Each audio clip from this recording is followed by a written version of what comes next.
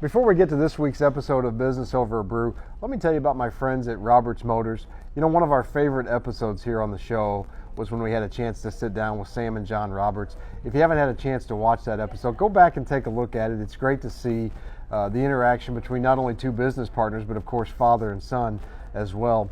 They really epitomize what a local business is all about. Number one, doing business the right way, giving back to the community. If you have a chance, you may not buy a car from there, but at least give them the opportunity. Shop robertsmotors.com. You get more at Roberts Motors Ford. More selection, more value. Each vehicle they sell comes with the Roberts Rewards Value Package, which includes oil changes for 2 years, loaner cars, car washes, and much more. Get more at Roberts Motors Ford. Check them out at robertsmotors.com.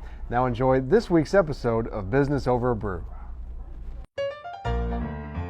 Welcome to Business Over a Brew, the show where we talk business with some of the Riverbend's most interesting and influential business people, all while enjoying a nice brew at the Great Rivers Tap and Grill inside the Best Western Premier Hotel in Alton. Today we'll visit with Eric McRoy, Vice President of Rex Encore Media, which operates the Advantage News. He'll tell us about his first job at the Advantage and what it's like working every day with his mother and his wife. It's the Business Over a Brew podcast from the Great Rivers Tap and Grill in Alton. Brought to you by Roberts Motors, the value store since 1949. Welcome to Business Over a Brew. Pleased to be joined in this episode by a good friend of mine, longtime friend of mine, and Vice President of Rex Encore Media, Eric McRoy. Eric, thanks for coming on the show. Hey, it's my pleasure. Thank you, Nick. You're a Scotch guy, so is Scotch brewed? It's distilled, right? It is distilled. Okay. It starts as beer, but beer's not good enough. So we got to run it through the process again. Comes out little drips, expensive bottle, ship it over, and you got Scotch. Awesome. Well, tell us a little bit about yourself, just to start with. Where'd you grow up? I haven't yet. That may be the best answer we've had to that question. Right, yeah, I refuse to. I'm from... That's a better question, yeah. East Alton. I went to Roxana High School, graduated 2 years before the last market crash, 1985. 85, yeah. Yeah. So after I graduated high school, I went to 5 colleges in 4 years. So I was sort of on the sampler plan. Which college did you start at? I started at Lewis and Clark. Okay. Because I was going to Mizzou, but my GPA was not good enough to get into Mizzou, so I found the loophole I could go as a transfer student. So I went to Mizzou, and that was great. I lived in a fraternity there. That was great. That was too great. Not great for the GPA. It was not great for the GPA. Econ 51, my first semester, I got a 5-hour D. That brings it down. That wrecks your GPA. So, to stay in the fraternity, I had to raise my GPA, so I came back that summer to St. Louis University, took a class so I could go back in and live in the house. When I got back there, I was involved in some intramural stuff. I was intramural football. Actually, thought I was going to walk on the Mizzou football team. Sure. And because I played at Roxana, and I walked into the locker room there to meet the coach, and the towel boy walks by, and then the players walk by. I think I'm gonna be over here in the stands. So I joined a fraternity, and then I became an usher at the Hearn Center. So I saw every basketball game, every concert. It was great. So when you're an usher, you just get people seated. Then they really don't need an usher anymore. So you sit down and watch the concert. So I did that. But in intramurals, I got injured. It's an old football injury. Man. Yeah. What position did you play? In intramurals? Yeah. It was defense. Right. It really wasn't a position. It was flag football, but it was kind of rough. Anyway, I was sacking the quarterback. I pulled him around, and something happened to my finger. And I told the guy, I said, man, there's something wrong with my hand. Because I made a fist. I was wearing gloves, but this finger stayed out here. And it just sort of dangled. I said, oh, there's something wrong with my finger. So they convinced me to pull my glove off. And there's my finger sort of dangling. And pre-vet student in the house says, Eric, don't worry about that. We just did that to a Cocker Spaniel. I can fix that. So we went back, and he put a popsicle stick, taped it up. When I came home at the end of the semester and actually went to a surgeon and said, okay, if you would have come in the day, we could have fixed it. Right. But now you're going to need 2 surgeries. All right, so I went through the surgeries, and that's a whole nother story, but I would have had to have sit out a semester, and I didn't want to do that, so I'm back to Lewis and Clark. All right, so I actually got an associate's from Lewis and Clark. And then, what was the story? I transferred over to SIU Edwardsville, and I liked it. And then I met this girl who had spent time at SIU Carbondale, and she said, "That's a great school. That's a great journalism program. We should both go do that." So we convinced our parents to let us go to Carbondale for our senior year. So that's Lewis and Clark, SIU, Carbondale, SLU, yeah. Mizzou. Yeah, okay, so yeah, that's fine. So we went there, got the degree, and ended up marrying the girl. Still married to my first wife, Leanne. Hey, Leanne. And that's how. That's how I got through college. So was journalism the major from the get-go? That's what you wanted to do? Of course not. It was, okay, right. Yeah. No. Now, my mother, who was in the business, Right. I was interested in advertising, but I was going to be an orthodontist. But you got to be pretty smart to be an orthodontist. Yeah. So I thought, okay, you know what else turns me on is arrowheads. I'm going to be a geologist. That didn't work so well. I thought, well, you know what? I love to draw. How about an architect? Okay, well, that's physics and well, Getting you know closer, what maybe. You know what I really like? I just like advertising. So I finally switched, journalism degree with advertising specialty and a psychology minor, which is pretty cool. And even today, that's my favorite part of advertising. The psychology part of it? Yeah, it's neuromarketing. And it makes me think that maybe, I wonder even if humans have free will because we're so predictable. Mm-hmm. You respond to colors, you respond to sounds, you respond to senses, you respond to type fonts, and all of that can be manipulated. And that, I think, is very cool. Definitely. Let's get back to that, but let's talk a little bit about the career path. So what do you do when you do graduate college and get finished with school number 5? In 1986, my mother and 4 or 5 other people were working for the Telegraph in the ad sales department. And that company had recently been sold. And with an ownership change, there's always some drama. And they didn't really like where they were going. So these 5 people, namely Jim Seibold, who was one of the founders of Advantage News, he asked Sharon, "Hey, do you think we could make a living in this town selling ads to small businesses?" And she will even admit that they were all too dumb to say no. They said, "Yeah, we can do that." So they said, "All right, well, let's just quit and start our own." Mm-hmm. So they worked 3 months building this shopper. And their office was on Cherry Street in the coat closet of Gribble Printing. So they had 2 folding tables, they had 2 chairs, they had a hot wax pot, pair of scissors, and I think 3 pens. And they were in business. Right. My first job out of college. What was it called when it first? It was Today's Advantage, right. Yes. Our very first issue, I don't know, maybe you don't know this, but it was, the very first issue had a picture of Jack Clark. You know who Jack Clark I do. is? I've seen that issue, Right. maybe hanging in your office or somewhere. Yes. So he was the first baseman for the St. Louis Cardinals in the 80s, and he was a big deal. Now, he's there in a 1979 terry cloth T-shirt holding a mock advantage because we could not afford to pay the Cardinals for the sponsorship, or for the PR, whatever it is. Right. So we got him, and that first edition was a disaster. Evidently, the printer that we were using had a mailing list that was really, really old, so most people never saw that edition. It went all the wrong places. Mm-hmm. So we got that fixed, switched printers, and took off. That was business. My first job there was to run the mailing list. Back then, we had stickers that went through a dot matrix printer, printed on the address, and then they had to be stuck on each paper. Mm-hmm. Well, that dot matrix printer was really loud, so the employees didn't like that. So it was one summer, my mom called and says, "Hey, Eric, do you want a job?" I'm like, "No, it's summer break. I'm on." I'm kind of busy right I'm now. There's Gilligan's Island, and I got Right, some Diet Pepsi. "Well, we need your help. Come down here." Okay, so I went down there, and they wanted me to run the machine, the dot matrix printer. And it's going zig, zig, zig, zig, zig, zig, zig, zig, zig, really loud. You remember, it was like great big old yellow, heavy 400-pound dot matrix printer. So at 5 o'clock, everybody would leave, and I would come in, and I would start running the mailing list, and they would pay me.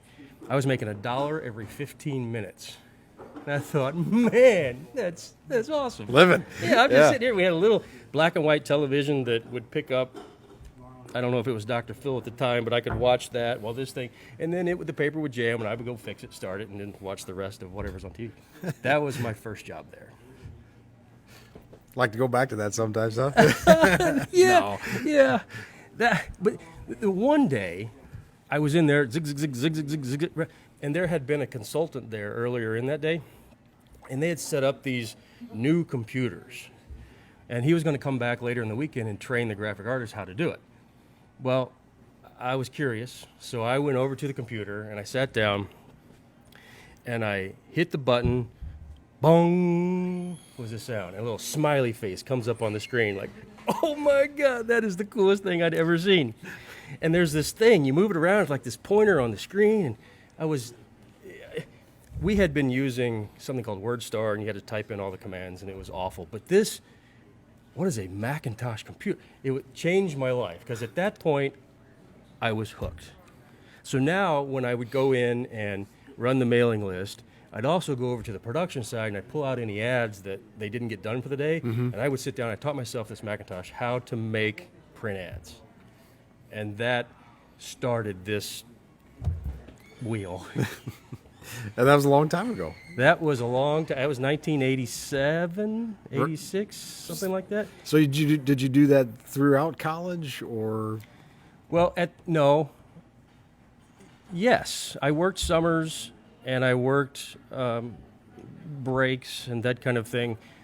But then after college, I came back, and they said, you can be our graphic artist, or one of our graphic artists. So I did that, and I got pretty good at it. And then what would happen is the salespeople would bring in their customers to sit next to Eric to design their ads. Mm-hmm. And I really liked that, engaging with the customers. Right. And they liked the ads, and it was fun. So I thought, well, I really like the customers. Maybe I should go get my own. So I put on a tie one day, and I went out and I called on some customers, and they bought some ads. And that feeling really hooks you in. Yeah, right. And then the ads worked, and the customer's happy, and it was just great. And I've been doing that almost ever since. There was a time in the middle of that, actually it was the consultant who sold them those Macintosh computers recruited me away. And I went to a company in St. Louis called Brown Graphics, and they did pre-press. Like I worked on Prevention Magazine, Backpacker Magazine, Scuba, American Worker, all these high-end magazines, and the artist files would come in, and we would make them so that when they come out on the printing press, they were good. Well, that was a real trick back then. It took $1 million software to do that. You can do it on your phone now, but back then, it was a big deal. But that's where I learned color. So the shopper was always black and white. And then I came back, and I said, hey, we got to do this color stuff. And ever since, they said, what is CMYK? Well, it's blue, yellow, black, and red. So that got us into color. So now we're doing color. Another story that I love to tell about, I'm sort of an early adopter. When the technology comes in, I love the new technology. Are, yeah.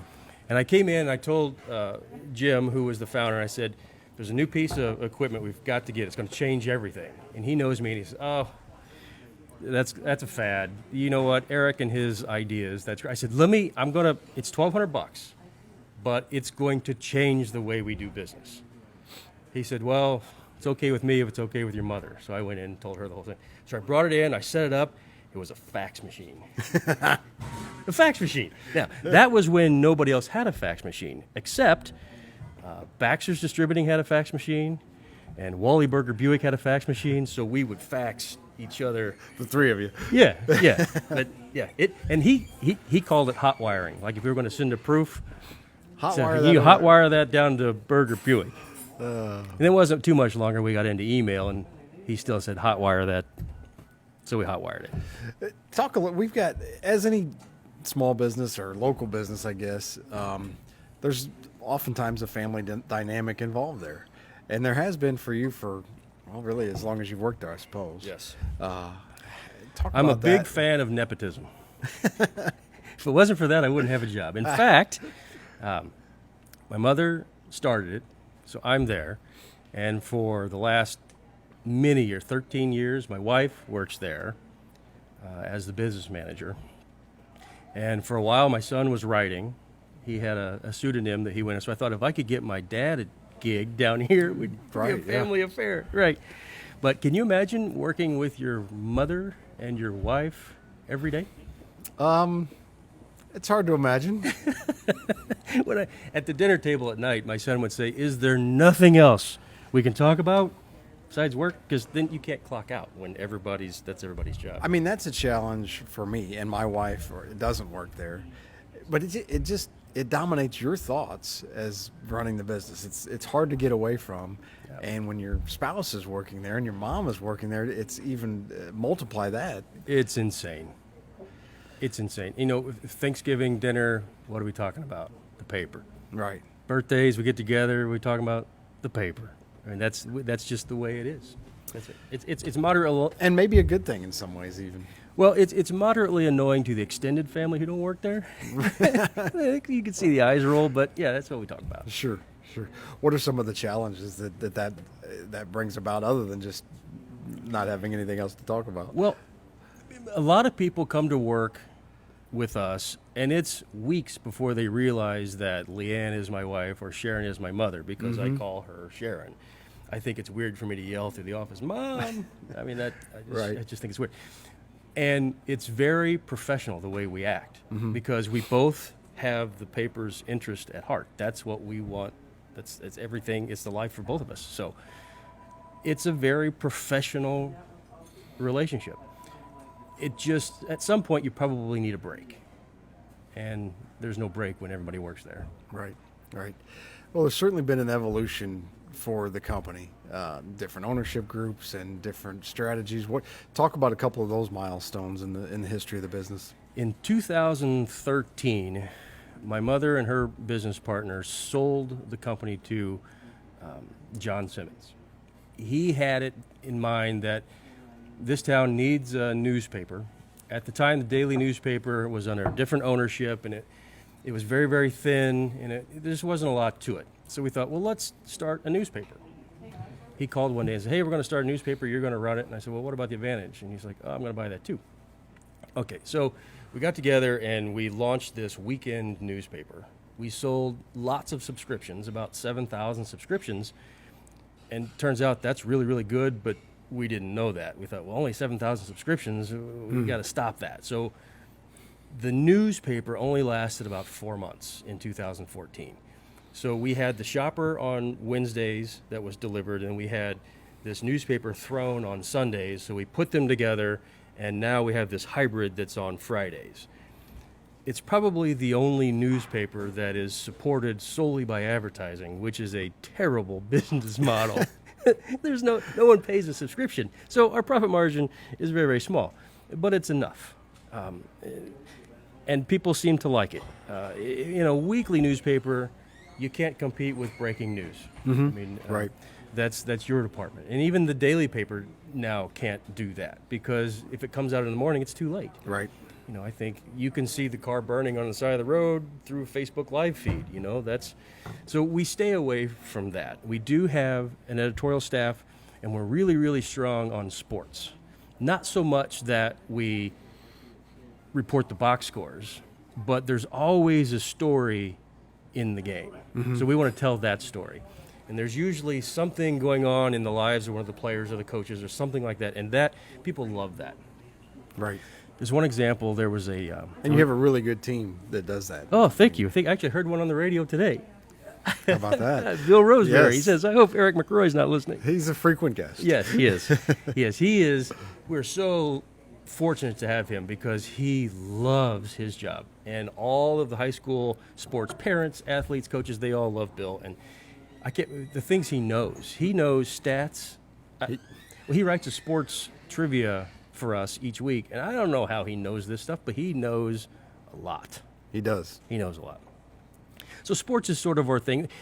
To give you an idea, there was a house fire in Jerseyville one time, and all the media reported it, as they should. Well, it's going to be a week old by the time my story comes out. But then we heard that the woman's ring was lost in the fire. And they went back and dug through all of the rubble and found her wedding ring. So that's the story that we wrote. And it was very, very popular. What do you think? We're both dealing with this and thinking about this. I know you guys have added products to the mix in Greenville and Jersey County and Granite City and elsewhere. What do you see on the horizon for the next 5 to 10 years? That is a brilliant question. And the thing that scares me is I don't know. I feel like media is really merging into some online something. I know that Facebook is wildly popular, but I know that their user base is rapidly decreasing. So is something else coming along? I don't know. So you can advertise on Facebook, but you're missing a lot of people. But you think the internet's here to stay?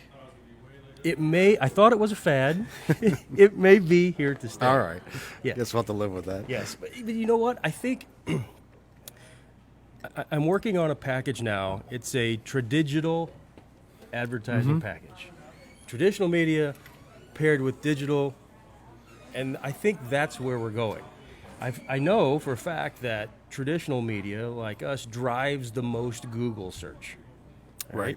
Now, there's a client of ours. You have a client. He's your client too, and he runs a report to generate where most of his phone calls come from. And he tells me 80% of them come from Google. And I said, well, Mr. Customer, you should just get rid of all of your advertising and just stick with Google. Right.